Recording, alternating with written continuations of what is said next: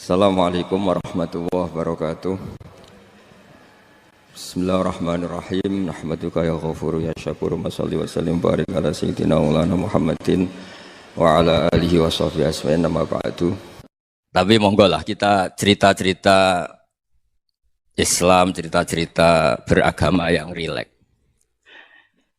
Kita semua tadi seperti yang dikatakan Kadensus pernah disewani Mas Sufyan Sauri, juga beliau pernah ngaji. Sebetulnya dalam banyak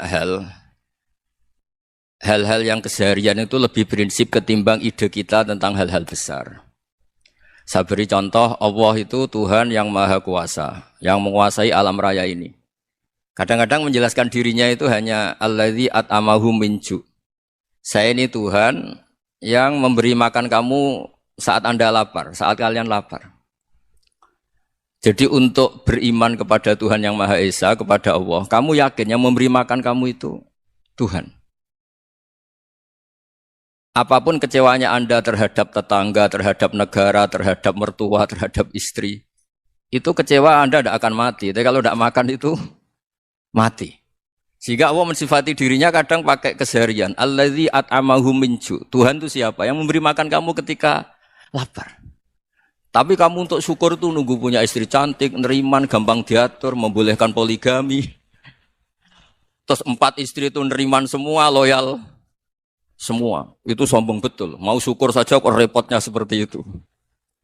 Jadi mau syukur ya ada makanan dimakan. Itu. Kalau ngantuk ya tidur. Ayatnya wa min ayatihi manamukum billaili wan nahar. Maksud ayat Allah itu tidur. Nah, keangkuhan-keangkuhan ini yang menjadikan kita itu jadi repot hidup. Wong untuk syukur kok nunggu tadi. Mertua baik, tetangga baik, istri baik. Apa saja di sekelilingnya harus baik. Nah, keinginan berlebihan ini menjadikan kita lupa ada hal-hal yang paling kita butuhkan, yaitu oksigen. Kita boleh nempat di buminya Allah. Alladzi ja'ala lakumul ardo firasya. Bumi kamu tempati enak. Coba kalau gempa. Apa artinya istri 4 cantik semua kalau pas digoyang apa? Gempa. Apa artinya kamu jabat? Entah apa saja jabatannya. Kalau bumi likuifaksi, habis kamu. Kiai meskipun dai kondang umatnya jutaan, kalau likuifaksi di panggung hancur. Tapi nikmat-nikmat yang disebut Allah seperti kita kaji keseharian. Alladzi ja'ala lakumul ardo mahda. Allah itu yang menjadikan bumi dalulan, yang mudah diinjak. Famshu fi mana biya, silahkan pakai jalan-jalan. Jadi saya termasuk benar-benar kiai Jawa. Kalau kerennya Kiai Nusantara atau Kiai Indonesia lah. Diajari bapak saya Kiai Haji Nur Salim, diajari Mbah Maimun. Itu Islam itu keseharian. Karena ketika Anda memilih hal-hal yang serius, itu tujuan utamanya nyari ridhonya Allah. Dan ridhonya Allah bisa kamu dapatkan sesuatu yang pasti benar. Misalnya dalam sebuah hadis Sahih Muslim disebutkan, Inna Allaha la yardo anil abdi idza akalal akla fayahmadahu alaiha. Aw yashroba syarba fayahmadahu alaiha. Itu redaksinya inna itu sesungguhnya. La yardo juga pakai lam taukid, juga maknanya sesungguhnya. Sungguh-sungguh Allah sangat ridho ketika seorang hamba itu makan. Makan ketika sesuap nasi dia muji Allah. Ketika minum seteguk nasi dia muji Allah. Itu kalau orang diridhoni Allah itu wali betul. Itu untuk jadi wali itu gampang. Kamu makan ridho. Kamu nginjak buminya Allah ridho seneng. Kamu hidup keseharian aman seneng. Nah ini supaya sampean kita semua lah. Kita semua ngaji. Betapa panduan Rasulullah untuk menggapai ridho Allah itu banyak yang keseharian sekali. Saking kesehariannya banyak dalam hadis dan itu sahih. Nabi menyebut hal-hal yang keseharian. Hatta ma tas'alu fi imra'atika. Kamu punya uang, kemudian istri kamu bisa makan, itu ibadah. Bahkan sebagian ibadah itu dicontohkan Nabi yang akhirnya diprotes sahabat. Yaitu, wa fi buti ahadikum sodaqah. Kamu menggauli istri kamu itu ya sodaqah. Sampai sahabat bilang, yang benar ya Rasulullah. Ayati ahaduna syahwatahu wa huwa lahu ajrun. Masa urusan biologis, urusan syahwat, kemudian dia dapat pahala. Nabi menjawab, alaih salawadu'aha fi haramin aka'ana alaihi wisrun. Bagaimana kalau dia meletakkan ke yang tidak benar, itu kan dosa. Nah, hal-hal seperti ini yang saya ingin teman-teman semua lah. Semua. Saya juga agak ingin ngaji demi Anda juga agak ingin. Itu dosa sekali ngaji kok. Pesanan kelompok tertentu itu enggak boleh. Islam itu untuk semua. Jadi Ya cuma karena di depan saya jenengan ya seakan-akan jenengan korbannya. Itu ada ilmunya dalam usul fikih itu. Jadi orang itu harus ngaji usul fikih. Nama yang disebut, mungkin Mas Sufyan masih ingat zaman ngaji usul fikih. Nama yang disebut itu tidak jaminan sebagai prioritas perintah. Jadi misalnya gini, kebetulan yang di depan Nabi itu Abu Dzar. Nabi ya bilang, ya Abu Dzarin ini uhibbuka misalnya, atau ya Mu'ad ini uhibbuka, atau ya Abu Hurairah ini uhibbuka misalnya. Banyaklah riwayat yang Nabi nyebut ya Abu Dzarin, ya Mu'ad, ya Abu Hurairah. Kemudian misalnya Nabi meneruskan khitab, ini uhibbuka, saya mencintai kamu, fakul dubur sholatin, atau sebagian riwayat disebut fala tada'anna dubura kulli sholatin, Allahumma inni ala dzikrika wa syukrika wa husni ibadatik. Saya mencintai kamu, siapa saja. Mu'ad bisa, Abu Dzar bisa siapa. Saya mencintai kamu, mohon kalau habis sholat kamu jangan lupa wiridan Allahumma a'inni ala dzikrika wa syukrika wa husni ibadatik. Ya Allah, tolong kami permudah supaya mudah ingat engkau.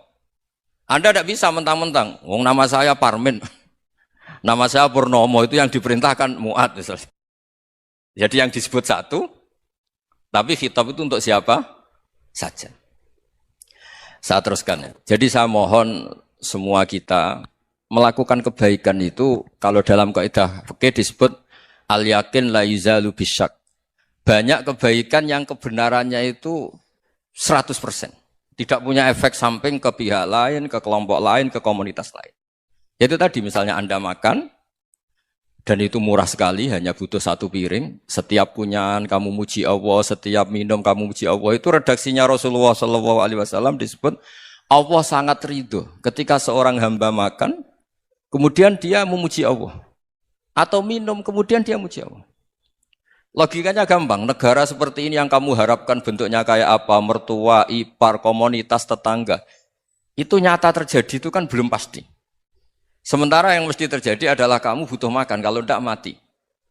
Butuh minum, kalau tidak mati. Butuh bumi yang nyaman ditempati, kalau tidak kita juga mati.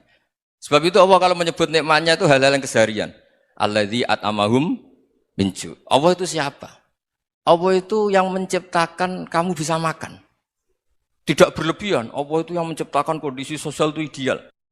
Zaman Nabi itu ya ada orang munafik.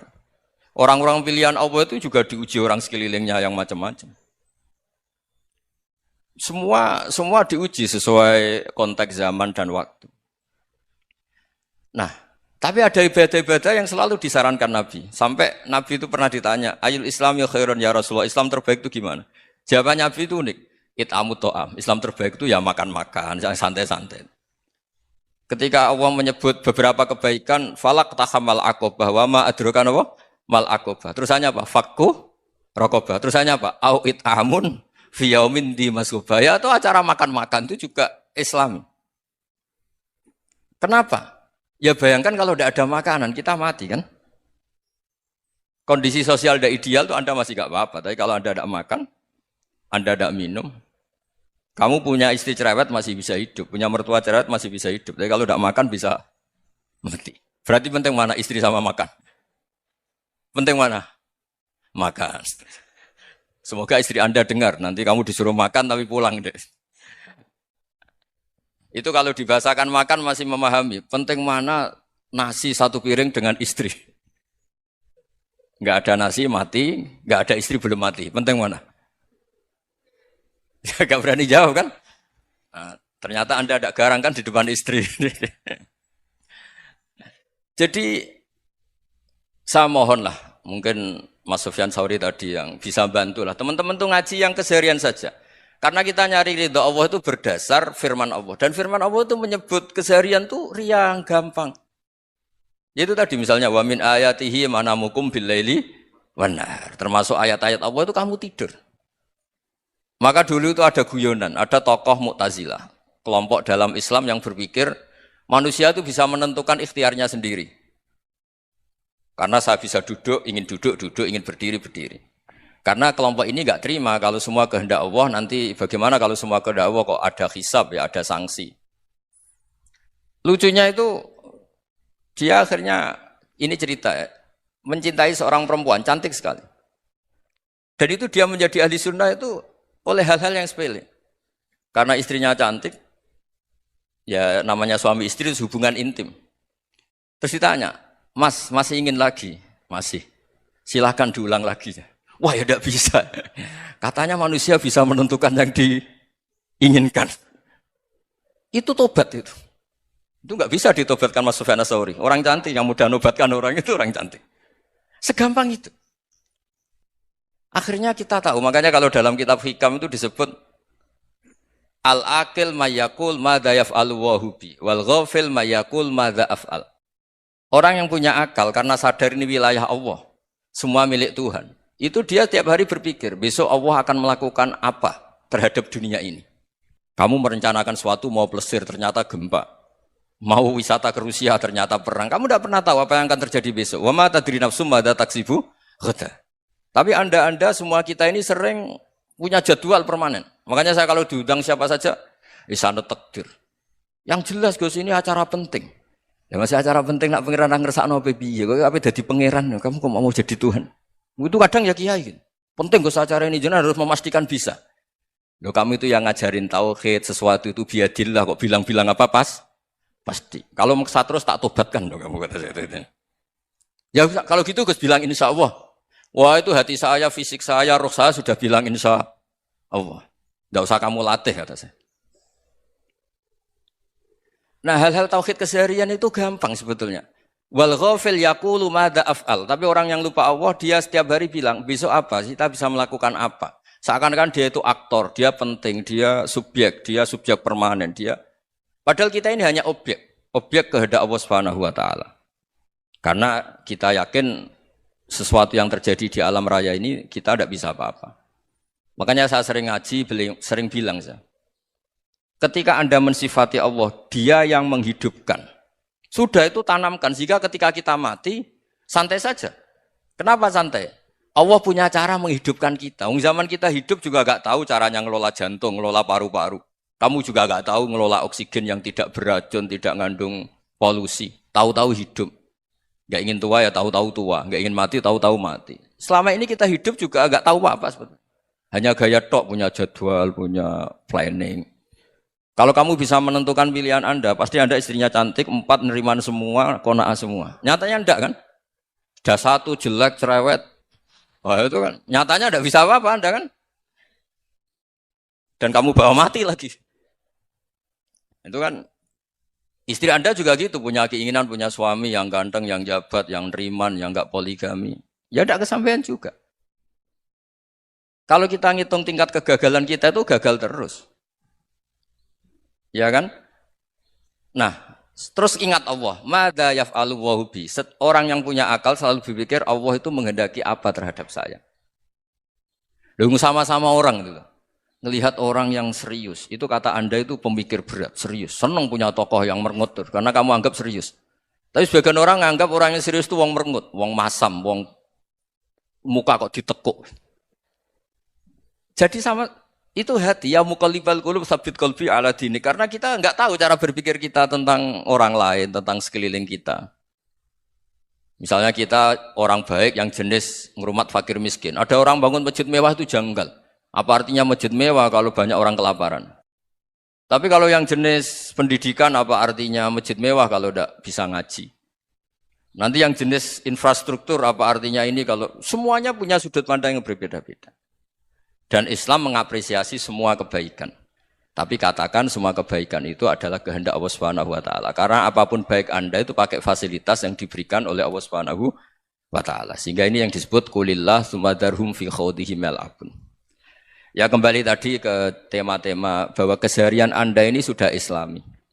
Saat Anda tidak bisa melakukan apa saja. Saya sering ada jenazah, biasanya kalau tetangga meninggal saya sering disuruh ngelepas. Saya bilang orang ini baik. Karena sering ngelamun di rumah, sering nganggur di rumah. Ditanya sama anaknya, kenapa Gus nganggur baik? Ya kalau dia nganggur artinya juga enggak berbuat sesuatu yang maksiat kan? Ya kan? Orang nganggur di rumahnya ya enggak bunuh orang, enggak maling, enggak korupsi. Ya namanya nganggur di rumah. Lah cuma istri cara pandang nganggur enggak menghasilkan uang gitu. Tapi juga enggak menghasilkan kriminal kan? Jadi sebenarnya Islam itu makanya kalau sampean ngaji usul fikih itu ada kitab usul fikih namanya Lubul Usul itu terkenal sekali di pesantren itu. Itu kalau ngapresiasi keseharian itu luar biasa. Izma min mubahin illa wa yatahaqqaqu bihi tarku haramimma. Karena keseharian yang mubah saat Anda lakukan itu ada kehebatan yang luar biasa, yaitu meninggalkan haram. Makanya dulu banyak orang-orang alim ketemu temannya itu guyon sampai semalaman. Itu biasanya yang semangat Islam, itu kiai kok ndak tahajud, kiai kok ndak witir. Orang yang sedang mapan uangnya banyak, malam itu ndak kelayaban itu sudah luar biasa. Melawan nafsu supaya tidak maksiat itu sudah luar biasa, supaya lupa guyon sama temannya semalaman sampai subuh. Gejolok-gejolokan ngenang zaman miskin, zaman kuliah gak jelas, zaman apa. Melihatnya jangan tarkut tahajud. Seperti ini meninggalkan tahajud, tapi meninggalkannya ini talkul muharramat. Jadi kayak apa hebatnya? Sehingga Imam Ghazali punya riwayat yang agak unik. Hatta takuna ibadatu akhiri hadil ummah iku an-naum. Sehingga suatu saat ibadah terbaik umat ini itu tidur. Itu kan riwayat kontroversi. Ketika Imam Ghazali ditanya, kenapa iya? Kenapa kamu mulai keluar dari rumah itu sudah banyak maksiat? Melihat perempuan yang enggak mahram, melihat fenomena. Tapi kalau kamu tidur itu enggak melihat apa-apa. Tapi juga kamu jangan nganggap tidur itu ibadah betul. Saatnya melakukan fardu ain malah masih tidur. Tapi itu sudut pandang yang menjadikan kita Islam itu gampang. Jadi saat Anda tidak bisa aktivitas apa-apa, misalnya ada beberapa orang yang lumpuh. Lumpuh itu memang nggak bisa Jumatan, nggak bisa ibadah, tapi dia juga nggak bisa maksiat. Tidur itu memang Anda saat itu nggak bisa tahajud, nggak bisa witir, tapi saat itu ada zina, nggak maling, nggak gosipkan orang, nggak bully orang, nggak menanamkan kebencian, nggak hasud. Sehingga tidur menurut Allah Taala wa min ayatihi manamukum billaili apa? Wan-nahar. Karena di tidur itu selain ada unsur istirahat, jaga kestamina, juga ada unsur meninggalkan beberapa keburukan. Nah, saya mohon ibadah yang keseharian ini kita jaga. Supaya kita semua baca ayat itu fasih. Fasih itu tertanam di hati. Allah itu siapa? Alladzi at'amahum min ju'i wa amanahum min khauf. Dan Allah kalau cerita di Quran itu anna sababnal ma'a sabba tsumma syaqqaqnal ardha wa syaqqa fa ambatna fiha habba wa inaba wa qadba wa zaituna wa nakhla wa hada'iqa hulba. Kamu tahu saya ini siapa kata Allah? Saya ini adalah Tuhan yang menurunkan air. Kemudian ada tanaman banyak. Habba wa inaba wa qadba. Ada zaitun, ada tin. Kalau orang Jawa mungkin ada tela, ada padi, ada mangga, ada pisang. Sudah. Wa inaba wa zaituna wa nakhla wa hada'iqa hulba. Ada perkebunan yang lebat. Tujuannya apa? Mata Allahkum, silahkan kamu pakai, kamu nikmati. Tapi karena kadang kita ini punya ide-ide besar. Tadi untuk syukur saja nunggu punya istri riman, rumah baik, tetangga baik, komunitas baik, semuanya baik baru syukur. Lama-lama nanti ada di surga, syukurnya nunggu surga paling kelas A. Itu sudah ada yang menghuni Rasulullah, kamu enggak boleh di situ. Masa untuk syukur saja? Repotnya Masya Allah. Jadi mohonlah Quran yang kalau Anda hafalkan juz sama itu kan ada ayat-ayat yang kayak tadi. Ya, fal yang dzuril insanu ila ta'ami. Coba lihat apa yang kamu makan ya? Dari mana? Dan untuk mempertahankan hidup kamu keseharian.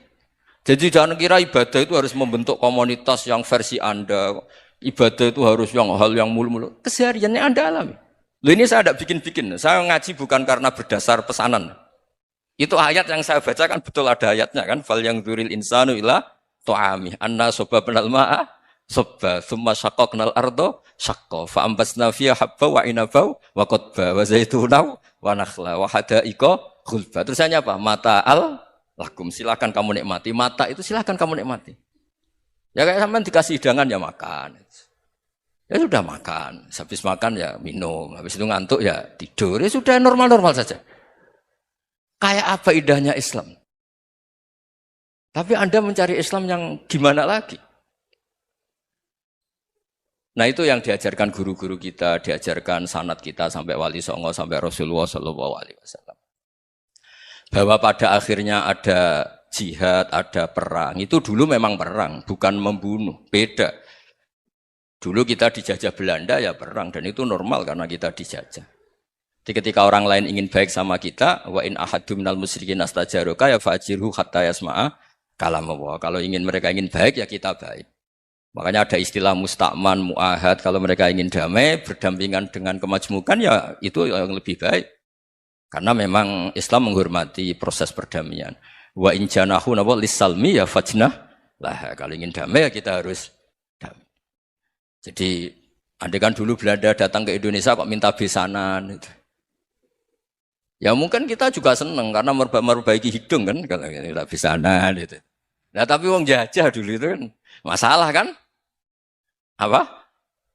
Masalah kan? Jadi saya mohon ya, jadi apa? Saya tadi minta sama Bapak Kadensus kemarin juga pernah main ke saya. Jangan sering ketemu saya ini sudah uzlah, saya ini sudah mau daftar jadi resi. Saya itu kemarin di muktamar juga agak datang, acara di Jogja juga sudah. Karena memang keluarga saya dulu itu bahasa ya, bapaknya bapak saya itu enggak keluar rumah itu puluhan tahun. Memang punya adat uzlah. Ya makanya ngaji aja yang gampang-gampang aja, yang enggak orderan, enggak pesenan ngaji aja dulu yang gampang. Saya ikhlas, yakin betul saya ikhlas. Ikhlas itu menurut saya itu roh. Orang enggak ikhlas menurut saya itu orang aneh. Ikhlas itu gampang, sudah saya bilang. Kalau kamu yakin ilmu itu milik Allah, ngasihkan juga ikhlas itu milik Allah. Apa sih yang kamu punyai sehingga kamu tidak ikhlas? Uang milik Allah, energi kita milik Allah, bumi milik Allah. Kemudian kamu merasa memiliki. Merasa memiliki itu kalau dalam ilmu tasawuf sudah kesalahan kan. Bagaimana Anda punya? Coba tahu-tahu tanah itu kok milik Anda. Karena saya beli, saya beli dari orang, dari Zaid. Padahal yang asli punya itu Allah. Apa benar kamu pernah beli sama Allah? Zaid ini pemilik nisbi, pemilik yang enggak sebenarnya kan. Ya enggak? Yang benar-benar pemilik itu Allah. Kok kamu ngerasa itu bumi kamu itu atas nama apa? Milik kan harus beli atau dikasih. Tidak semua kan? Nah, makanya terus famshu fi manakibiha dan Allah menyebutnya, sudah saya ini yang menciptakan bumi. Waladzi ja'ala lakumul arda dalulan. Dan Allah menyebutnya sederhana, famshu fi manakibiha, silakan jalan-jalan. Terusannya apa? Wa kulu mirizki, silakan makan-makan. Jadi Islam itu yes. Ya, makanya kiai-kiai itu ada acara makan, sampai ada guyonan fikuli makanin makan di setiap tempat ya makan. Nggih ngoten nggih, pokoke sing gampang-gampang mawon nggih. Wis nggih Mas Sufyan nggih sing gampang-gampang mawon nggih. Assalamualaikum warahmatullahi wabarakatuh.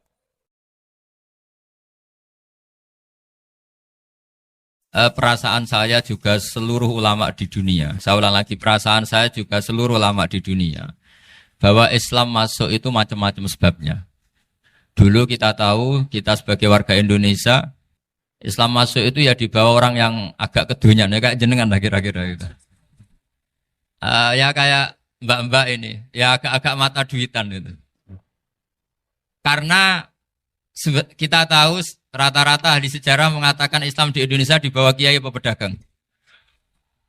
Pedagang itu nyari uang apa nyari dakwah kira-kira. Ya semoga Anda mirip-mirip seperti itu. Ya jadi nyari uang karena ada nurani Islam sehingga tetap saja membawa Islam. Saya tidak tahu Islam Anda ala apa, tidak tahu. Pokoknya mau ngaji ya berarti Islam ala ahli sunnah apa? Wal jamaah. Jadi ini penting saya utarakan bahwa Islam itu agama yang mudah difahami sehingga dibawa pedagang saja ya kasil gitu. Dibawa orang yang kedonyan enggak jenengan juga kasil gitu. Dibawa orang baik ya kasil, dibawa orang broken juga kasil. Ini penting saya utarakan karena saya ngaji di mana-mana bilang ciri utama kebenaran absolut adalah kebenaran yang bahkan orang enggak benar saja bisa bawa. Tapi bukan berarti saya dukung Anda tidak benar, kan sudah tidak benar dulu sebelum kenal saya. Tapi enggak apa-apa, enggak benarnya umat Islam insya Allah dimaafkan sama Allah Subhanahu. Ya asal tobat maksudnya. Nggak, ini saya beri satu konstruksi pikiran yang saya sering utarakan di ngaji saya. Sampai sekarang saya coba, saya tes ini kan di kampus ya, di apa bacanya ini, Kim University yang global leader apa, in the world itu. Ini keren lah, jadi acara ilmiah kita ditakdir di gedung apa? Kampus, gedung universitas di begini. Kalau 1 ditambah 1 2 itu namanya hakikat. Ciri utama hakikat adalah siapapun akan menerima. Saya sekarang tanya sama Anda, kira-kira 1 tambah 1 2 itu musuh Anda pun mengatakan 2 apa tidak? Ya. Pekerja Korea ya bilang 2, Rektor Al-Azhar juga bilang 2. Kamu yang sekarang sedang mungkin sebagian broken sama istri juga bilang 2. Istri kamu yang mangkal sama kamu juga bilang 2. Yang cemburu ya bilang 2, yang dicemburuin juga bilang 2.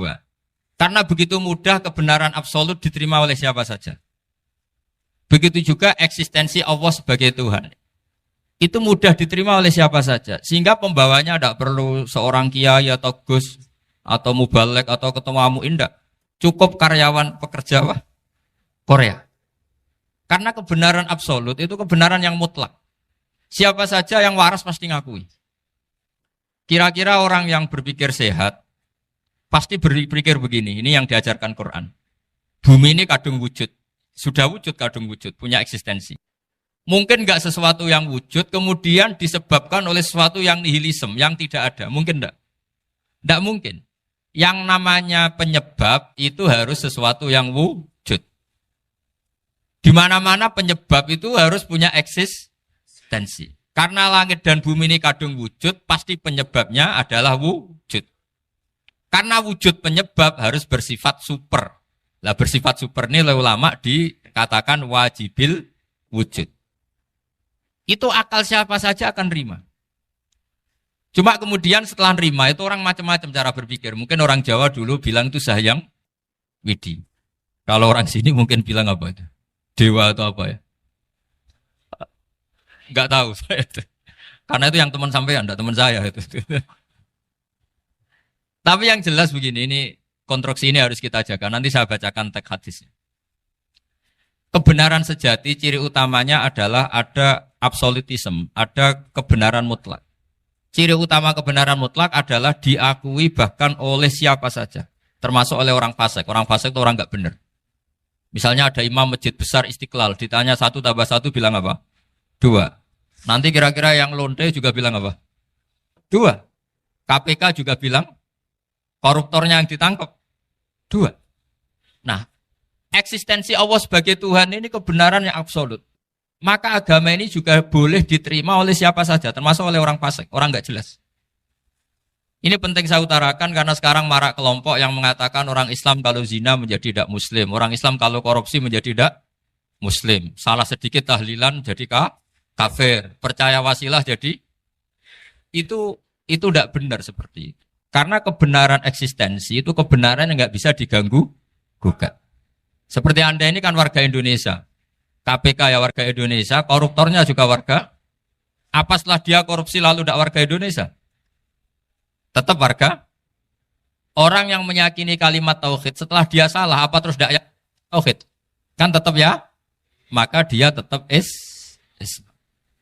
Ini penting saya utarakan. Kalau seorang warga Indonesia yang koruptor, yang macam-macam saja tetap warga Indonesia, padahal banyak kesalahan. Karena status warga Indonesia adalah status yang permanen. Begitu juga status muslim adalah permanen bagi siapa saja yang melafadzkan la ilaha illallah Muhammadur Rasulullah. Kita tidak bisa mengkafir-kafir mereka. Itu juga yang sering dipesankan dan jadi ciri khas ulama ahli sunnah wal jamaah, tidak mengkafirkan orang Islam meskipun melakukan dosa besar. Soal dia salah nanti masuk neraka ya silakan saja, saya ada ikut, paham ya? Sampai bisa mencoba. Tapi tetap saja dia muslim. Analoginya tadi. Analoginya gampang sekali tadi. Orang Indonesia yang salah itu tidak akan merubah statusnya sebagai warga Indonesia. Karena ya memang dia berstatus warga Indonesia. Orang Islam yang sudah melafadzkan syahadat maka menjadi muslim. Saya di mana-mana berkampanye, berfatwa. Orang kafir yang 70 tahun kafir, sekali melafadzkan kalimat tauhid, itu menjadi muslim apa tetap kafir? Muslim. Masa kita yang Islam terus, yang kalimat tahlil la ilaha illallah, kemudian menjadi kafir karena kalimat itu? Itu faham aneh apa aneh? Wong yang kafir saja menjadi muslim karena kalimat tauhid, yang Islam menjadi kafir juga karena kalimat. Ini ngajak apa-apaan? Ya ngajak goblok-goblokan, kira-kira kan gitu. Ini penting saya utarakan karena ini penting. Nah, setelah kamu yakin tauhid, ciri utama tauhid itu apa? Menstatuskan sesuatu sebagaimana hakikatnya. Misalnya bumi Korea, ini statusnya tetap buminya apa? Maka dari awal saya husnudzon sekali sama Allah Subhanahu wa taala bahwa suatu saat di bumi mana saja itu ada tahlil. Enggak ngira kan ada ateis di sini, bumi ateis kemudian ada tahlil, ada sakduna, ada macam-macam.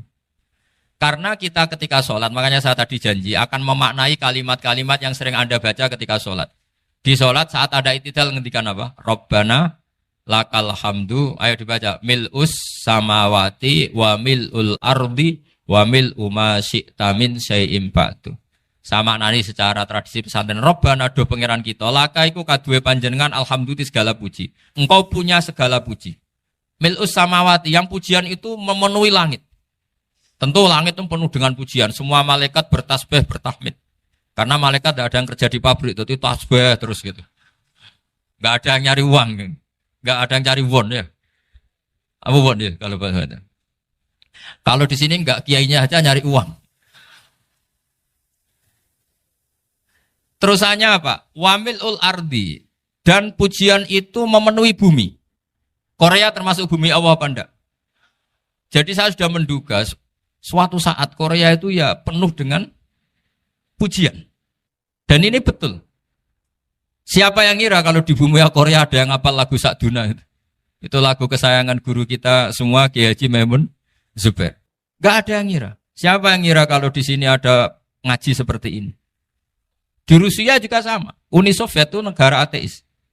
Tapi lama-lama pecah karena glasnost itu dan perestroika itu. Kemudian menjadi pecahan-pecahan negara Muslim. Ada Uzbekistan, Tajikistan, Ceknya. Semuanya menjadi negara apa? Muslim. Karena dari awal lakal hamdu mil'us samawati wa mil'ul ardi. Dan pujian itu pasti memenuhi langit, juga memenuhi bumi. Kalau Anda baca itu di Indonesia, mungkin wajar. Di Indonesia banyak acara-acara seperti ini. Tapi kalau di Korea, ternyata benar. Dan Anda ini kalian semua termasuk pembuktian benarnya wa mil'ul ardi. Keren kan teman? Oh keren sekali, bukan sekedar keren sekali. Makanya saya jarang diundang pengajian mau, tapi diundang di Korea mau. Tapi saya ada niat datang undangan, memang saya ingin datang. Jadi, ya karena itu. Ini bentuk penghormatan saya. Bentuk penghormatan saya bahwa pada akhirnya benar-benar lakal hamdu mil'us samawati wa mil'ul ardi. Jadi Anda tidak perlu pesimis, dulu Indonesia juga seperti itu. Banyak Buddha, Hindu, semacam ateisme. Kemudian berkatnya para ulama, sekarang jadi negara yang mayoritas Muslim. Korea, barokahnya orang-orang kedonyan seperti ini banyak Islam itu. Gak apa-apa. Karena sebagian agama Islam, sebagian sejarah ditulis di bawah pedagang-pedagang Gujarat. Kira-kira orang Gujarat ke Indonesia dulu, yang namanya pedagang cari apa? Uang. Tapi namanya orang Islam, hatinya tetap adanya tauhid. Nyari uang ya tetap sambil dakwah. Kalau yang ke Korea langsung kiai mungkin tidak seramai ini Islam.